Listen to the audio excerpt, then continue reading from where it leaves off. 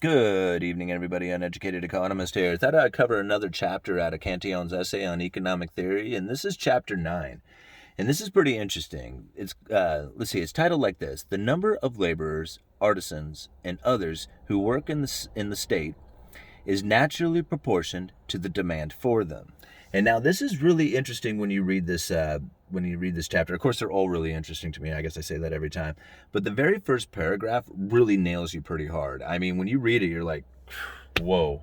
I mean, that's pretty tough. And what he's talking about is the number of villagers or the number of farm laborers within a village is set. Like there's only so much because the village can only accept and handle a certain amount of farm laborers. There's a demand for them, and once that demand is met, the other farm laborers who are in the village would either need to leave or suffer.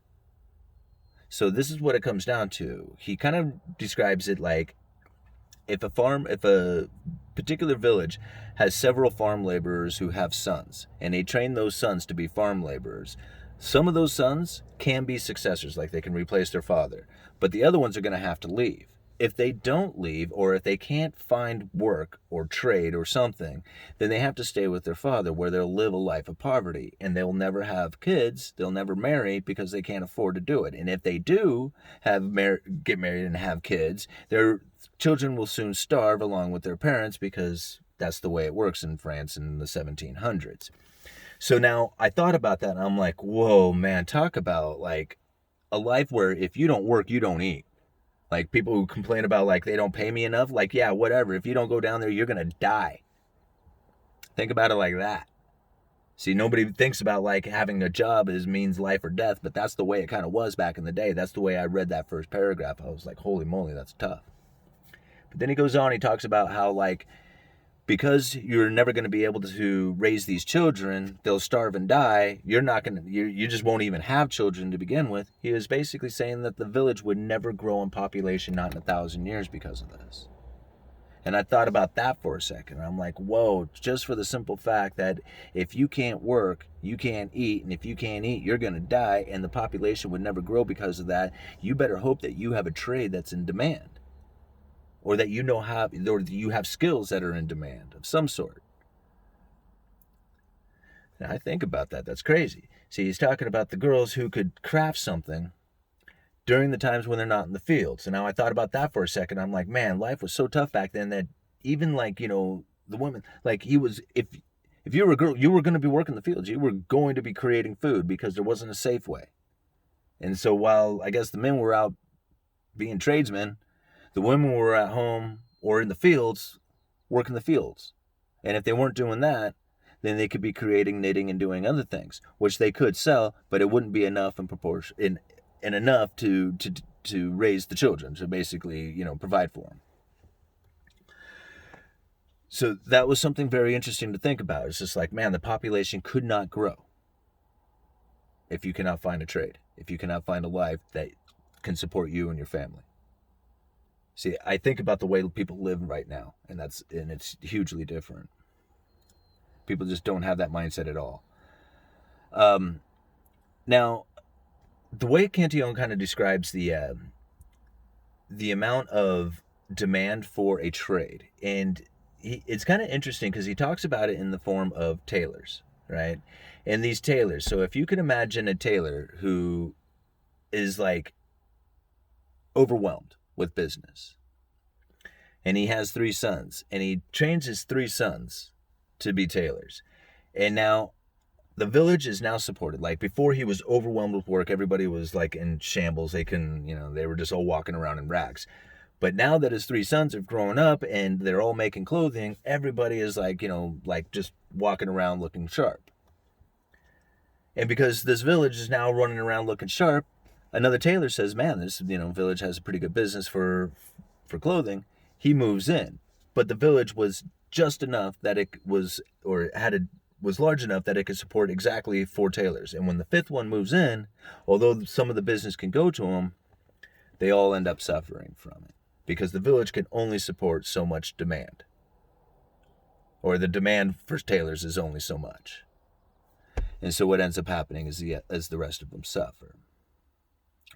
So there are going to be times when there is like no work. Like, you can imagine the circumstances change.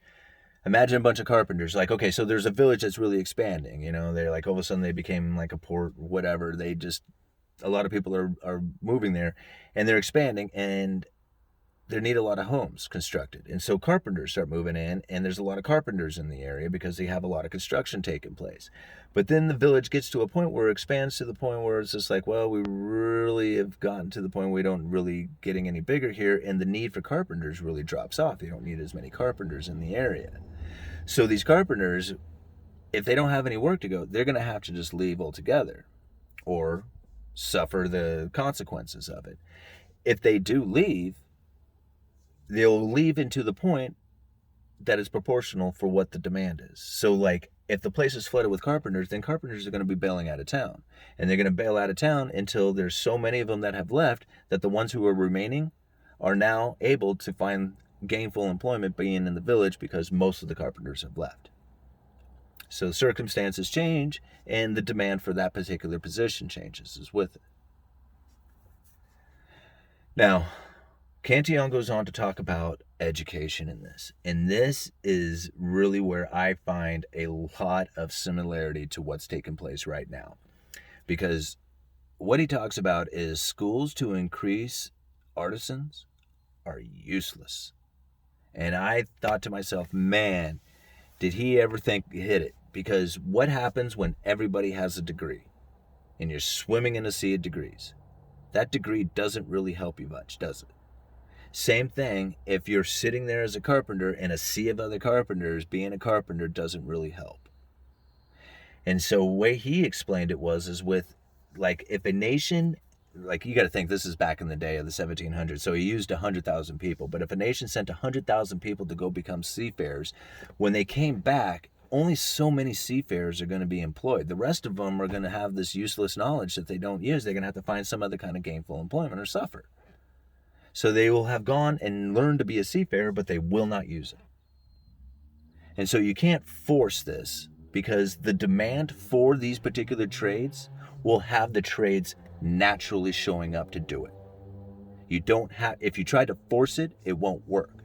Like, they do make a bit of a reference that if a nation was to train their people to produce things that were exported, like the things that other nations want to buy, then the idea of pushing training into the people would not be the same.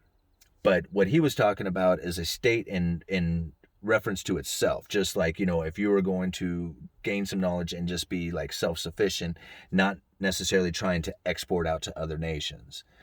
And that's where he is saying, like, it's pretty much useless to try and push this knowledge, to try and push like this trades into the people, because you don't know the demand for that particular trade changes all the time. So you don't know what it is that the people are going to need to know at the time that they need to know it.